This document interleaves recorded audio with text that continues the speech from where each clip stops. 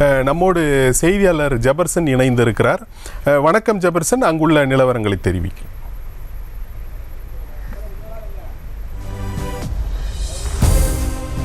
இந்தியாவே ஏன் உலகமே எதிர்நோக்கி இருக்கக்கூடிய பாரத பிரதமரை தேர்ந்து செய்யக்கூடிய தேர்தல், பாராளுமன்ற தேர்தலுக்கான வாக்குப்பதிவு இன்னும் சில நிமிடங்கள், அதாவது சரியாக 7 மணிக்கு தொடங்கும் என்று எதிர்பார்க்கப்படுகிறது. முதல் கட்ட தேர்தலுக்கு தற்போது தமிழகம் தயாராக இருக்கிறது. இதை நாம் நேரடியாக பார்க்கலாம். தற்போது சென்னையில் திருவான்மியூரில் இருக்கக்கூடிய ஒரு வாக்குச்சாவடியில் தான் நாம் இருக்கிறோம். இந்த வாக்குச்சாவடியில் முழுமையான ஏற்பாடுகள் செய்யப்பட்டிருப்பதை நாம் பார்க்க முடிகிறது. கடந்த பல நாட்களாக இதற்கான பணிகள் நடைபெற்று வந்தது. நேற்று மதியம் முதலாக வாக்குப்பதிவு இயந்திரங்கள், அதற்கான பேலட் பாக்ஸுகள், அதற்கான உபகரணங்கள் அனைத்துமே இங்கு கொண்டு வரப்பட்டிருக்கிறது. ஒட்டுமொத்தமாக 6.23 கோடி பேர் வாக்களிக்க இருக்கிறார்கள் இந்த தேர்தலில். தற்போது நாம் பார்க்கக்கூடிய காட்சி, ஏற்பாடுகள் முழுமையாக நிறைவடைந்திருக்கிறது. வாக்காளர்கள் தங்களுடைய வாக்குகளை பதிவு செய்வதற்காக இந்த வாக்குப்பதிவு மையம் காத்திருக்கிறது.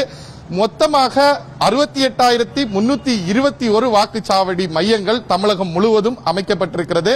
தமிழகம் முழுவதிலுமிருந்து 3,32,000 பணியாளர்கள் இந்த தேர்தலில் பணியில் ஈடுபடுத்தப்பட்டிருக்கிறார்கள். ஒட்டுமொத்தமாக 950 வேட்பாளர்கள் இங்கு களமிறக்கப்பட்டிருக்கிறார்கள். 6.23 கோடி பேர் வாக்களிக்க தகுதியானவர்கள் என ஏற்கனவே தேர்ந்தெடுக்கப்பட்டிருக்கிறார்கள். ஒட்டுமொத்தமாக தமிழகம் முழுவதிலும் நேற்று தலைமை தேர்தல் அதிகாரி குறிப்பிட்டது போல 8,050 வாக்குச்சாவடிகள் பதட்டமான வாக்குச்சாவடிகள் என கண்டறியப்பட்டிருக்கிறது. அதிலும் 181 வாக்குச்சாவடி மிகவும் பதட்டமான வாக்குச்சாவடியாக கண்டறியப்பட்டிருக்கிறது. ஒட்டுமொத்தமாக மக்களவை தேர்தலுக்கு 1,00,000 மேற்பட்ட போலீசாரும் 150 துணை கம்பெனி ராணுவத்தினரும் குவிக்கப்பட்டிருப்பதாக தெரிவிக்கப்பட்டிருக்கிறது. வழக்கத்துக்கு மாறாக தேர்தலில் நேரடியாக வாக்களிக்கக்கூடிய மக்களுக்கு சிறப்பு ஏற்பாடுகள் இங்கு செய்யப்பட்டிருக்கிறது. நாம் நேரடியாக பார்க்கக்கூடிய இந்த பகுதி, மாற்றுத்திறனாளிகள் எளிதில் வரக்கூடிய அளவிற்கான படிகள் அமைந்திருக்கிறதா என்பதை உறுதி செய்துதான் இந்த வாக்கு பதிவு மையம் அமைக்கப்பட்டிருக்கிறது. அதே போல இந்த வாக்கு பதிவு மையத்திற்கு வெளியே ஒவ்வொரு வேட்பாளர்கள் அடங்கிய புகைப்படம், அவருடைய சின்னம் அடங்கிய அந்த பெயர் மற்றும் சின்னத்துடன் கூடிய போஸ்டர்கள் வெளியே ஒட்டப்பட்டிருக்கக்கூடிய காட்சியும் பார்க்க முடிகிறது.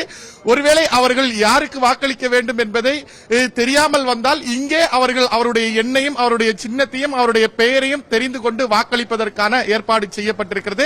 தற்போது வெயிலினுடைய தாக்கம் அதிகமாக இருப்பதன் காரணமாக வாக்காளர்கள் எளிய முறையில் ஒருவேளை வரிசையில் காத்து நிற்க வேண்டிய நிலை ஏற்பட்டால் அவர்கள் வரிசைப்படி அமர்ந்து வாக்களிப்பதற்காக இங்கு இருக்கைகளும் போடப்பட்டிருக்கிறது, சாமியானாக்களும் போடப்பட்டிருக்கக்கூடிய காட்சிகளை பார்க்க முடிகிறது.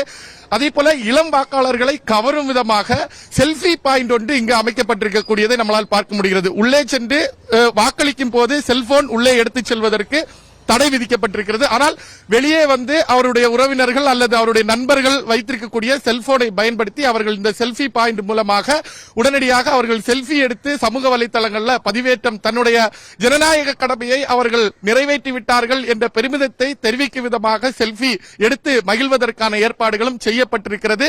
நாம் நிற்கக்கூடிய இந்த வாக்குப்பதிவு மையத்தில் தான் நடிகர் அஜித் நேரடியாக தனது வாக்கை பதிவு செய்ய இருக்கிறார். இங்குதான் அவருடைய வாக்கும் இருக்கிறது. ஒட்டுமொத்தமாக இங்கு அனைத்து ஏற்பாடுகளும் தயார் நிலையில் இருக்கிறது.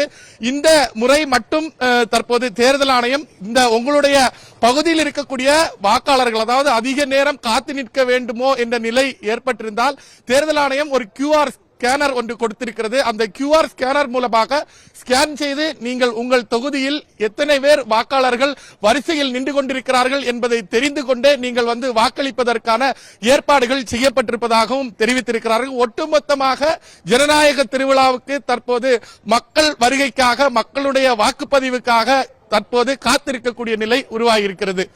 அதை நம்மளால் களத்தில் இருந்து பார்க்க முடிகிறது. உங்கள் விவரங்களுக்கு நன்றி ஜெபர்சன். செய்திகளை உடனுக்குடனும் துல்லியமாகவும் தெரிந்து கொள்ள சப்ஸ்கிரைப் பண்ணுங்க.